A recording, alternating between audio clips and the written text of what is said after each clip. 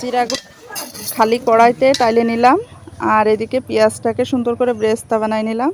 লবণ হলুদ মাখিয়ে শিং মাছগুলো তেলের উপরে দিয়ে একটু নাড়াচাড়া দিয়ে দিলাম। এখন একটু কাঁচামরিচ ফালি, একটু রসুন আর জিরা বাটা দিয়ে মাছটাকে সুন্দর করে নাড়াচাড়া দিয়ে একটু কষায়ের পানি দিলাম।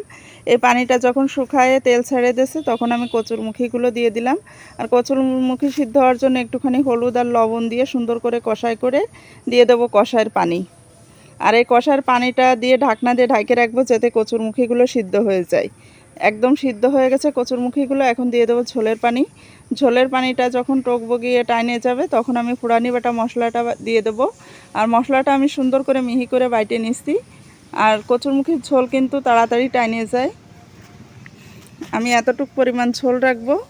মুখিটাও সিদ্ধ হয়ে গেছে। এখন বাটা মশলাটা দিয়ে তরকারিটাকে আমি বেশি সময় জাল করব না, জাস্ট 1 মিনিটের 2 মিনিটের মতো মিশাই দিয়ে নামাই নেব।